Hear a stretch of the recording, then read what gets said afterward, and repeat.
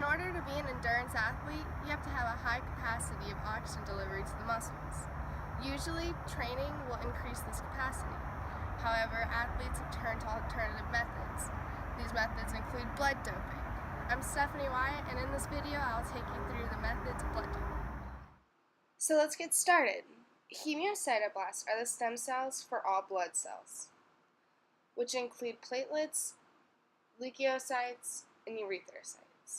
They're all found in the bone marrow, where environmental influences, such as hormones, influence the development of a particular blood cell. The hormone named erythropoietin, or EPO, influences the hematocytoblasts to become a proerythrocyte.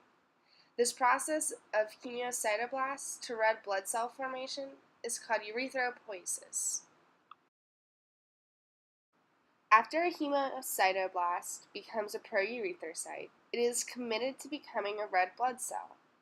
At this stage, there are many ribosomes present on the cell to build the oxygen-carrying protein, hemoglobin. Once the hemoglobin is formed, the cell spits out all of its organelles and becomes a reticulocyte, or a young red blood cell. Red blood cells account for 45% of the blood's volume. They are biconcave or incomplete donut shape to allow for easy O2 transfer, since red blood cells are the body's key transporter of oxygen. Red blood cells' ability to carry oxygen comes from the protein hemoglobin. Hemoglobin binds with oxygen via iron, and then the oxygen in the red blood cells gets circulated and transported to muscles and tissues throughout the body. So what does this have to do with blood doping? Well, blood doping is the injection of oxygenated blood in an attempt to enhance athletic performance. This increases the hematocrit, so more blood cells are circulating through the blood at all times. Therefore, more oxygen is available to go to the muscles. There are three most common methods to blood doping. Autologous and homologous blood transfer are the classic methods, and EPO transfers are a new method. However, with new EPO detectioning system, athletes are going back to autologous and homologous transfusions. In an autologous transfer, the athlete's blood is taken from him, centrifuged, the plasma is replaced, but the blood is then stored for at least a week. This time period is necessary so that the body can retain its normal hematocrit.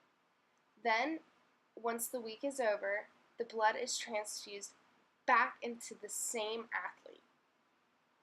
However, because so much iron is removed during this transfer, the athlete must wait 3 more days before doing its next blood transfusion.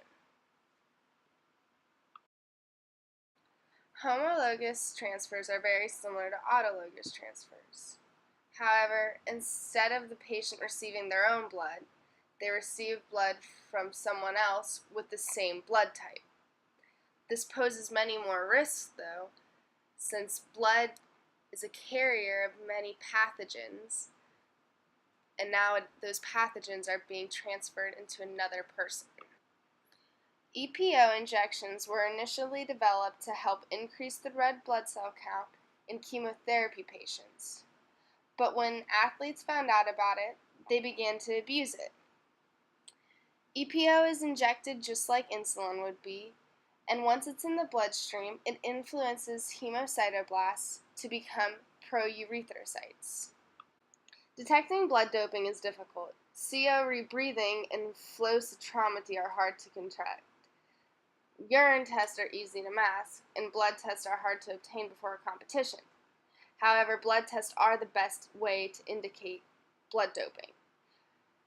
Reticulocytes are usually about 1% of the blood count. However, with people blood doping, this percentage is usually increased.